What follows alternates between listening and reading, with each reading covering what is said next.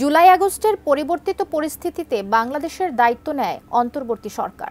গুঞ্জন ওঠে সহসা ক্ষমতা ছাড়ছেন না তারা। এরই মাঝে নির্বাচন নিয়ে তাগাদা দিচ্ছে বিএনপির মতো বড় রাজনৈতিক দলগুলো। এমন পরিস্থিতিতে প্রধান উপদেষ্টা ১.৫ বছরের মধ্যে আগামী জাতীয় নির্বাচন অনুষ্ঠানের একটি সম্ভাব্য সময়সীমার কথা জানিয়েছেন। এরপরই প্রশ্ন উঠেছে, গণ অভ্যুত্থানের মুখে ক্ষমতাচ্যুত রাজনৈতিক দল আওয়ামী লীগ কি এই নির্বাচনে অংশ নিতে পারবে? আরও জানাচ্ছেন শাহাদাত হোসেন রিফাত। ছাত্র জনতার গণ আন্দোলনের মুখে পতন হয় শেখ হাসিনা সরকারের। এরপর থেকে রীতিমতো কোণঠাসা আওয়ামী লীগের নেতাকর্মীরা। নিষিদ্ধ করা হয়েছে দলটির ছাত্র সংগঠন বাংলাদেশ ছাত্রলীগকে।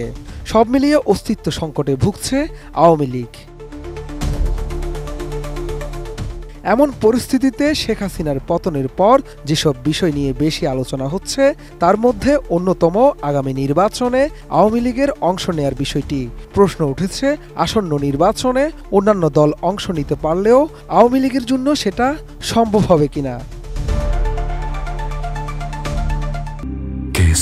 শেকড় থেকে শিখরে এ নিয়ে ১৯ ডিসেম্বর রংপুরে এক অনুষ্ঠানে কথা বলেছেন নির্বাচন ব্যবস্থা সংস্কার কমিশনের প্রধান বদিউল আলম মজুমদার। তিনি জানান, এই মুহূর্তে আওয়ামী লীগের নির্বাচনে অংশ নিতে তিনি কোনো বাধা দেখছেন না।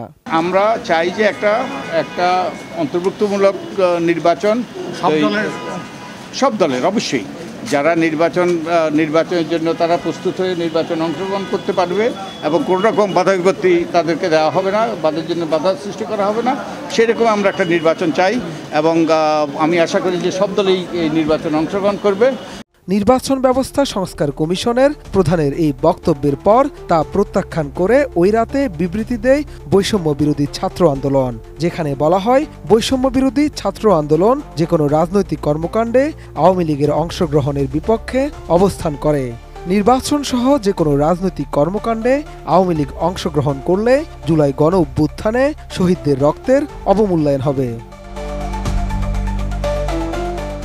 বৈষম্য বিরোধী ছাত্র আন্দোলনের ওই বিবৃতিতে আরও বলা হয়, সর্বশেষ জুলাই গণহত্যায় প্রায় ২,০০০ শহীদের প্রাণ এবং ৩০,০০০-এর অধিক মানুষের অঙ্গহানি করেছে দলটি। আর এই দলটি বাংলাদেশের নির্বাচন ব্যবস্থাকে কলঙ্কিত করেছে। তাদেরকে নির্বাচনে অংশগ্রহণের সুযোগ প্রদান জন আকাঙ্ক্ষার বিরুদ্ধাচরণ। শুধু তাই নয়, ওই বিবৃতিতে বৈষম্য বিরোধী ছাত্র আন্দোলন নির্বাচন ব্যবস্থা সংস্কার কমিশনের প্রধান বদিউল আলম মজুমদারকে তার বক্তব্য প্রত্যাহার করে নিতে বলে। পাশাপাশি আওয়ামী লীগকে নির্বাচনে অংশগ্রহণ করতে না দেওয়ার জন্য যথাযথ ব্যবস্থা গ্রহণের আহ্বানও জানানো হয়। এ নিয়ে ২০ ডিসেম্বর রাতে মজুমদার নিজের বক্তব্য নিয়ে সংবাদ সম্মেলন করেন ও বিবৃতি দেন। গণমাধ্যমকে তিনি বলেন, কোনো দলকে নির্বাহী আদেশে নিষিদ্ধ করা হলে নির্বাচন কমিশন তাদের নিবন্ধন বাতিল করতে পারে। যতক্ষণ পর্যন্ত কোনো দলের নিবন্ধন আছে ততক্ষণ পর্যন্ত তাদেরকে নির্বাচন থেকে বাদ দেওয়ার সুযোগ তাদের হাতে নেই। নিজের বক্তব্যের ব্যাখ্যা দিয়ে বদিউল আলম মজুমদার আরও বলেন, আন্তর্জাতিক অপরাধ ট্রাইব্যুনাল বা আইসিটি আইনে এরই মধ্যে বহু মামলা রুজু হয়েছে শেখ হাসিনা সহ অনেক আওয়ামী লীগ নেতার বিরুদ্ধে। আওয়ামী লীগের নির্বাচন কার্যক্রম নির্ভর করবে এসব মামলার সুরাহার উপর। এদিকে নির্বাচন বিশেষজ্ঞরা বলছেন, কোনো দল আদালতে দোষী সাব্যস্ত হলেই কিংবা নির্বাহী আদেশে কোনো দল নিষিদ্ধ হলেই তারপর নির্বাচন কমিশন তাদের নিবন্ধন বাতিল করতে পারে। সেক্ষেত্রে যে কোনো দলই নির্বাচনে অংশ নিতে পারবে না। এছাড়া বাংলাদেশের সংসদ নির্বাচনের আইন গণপ্রতিনিধিত্ব আদেশ বা আরপিওতেও বলা আছে, কেউ আন্তর্জাতিক অপরাধ ট্রাইব্যুনালে কোনো অপরাধে দোষী সাব্যস্ত হলে তিনি সংসদ নির্বাচনে প্রার্থী হতে পারবেন না। আন্তর্জাতিক অপরাধ ট্রাইব্যুনালের চিফ প্রসিকিউটরের কার্যালয়ে গত ৩.৫ মাসে প্রায় ২৫০ অভিযোগ জমা পড়েছে।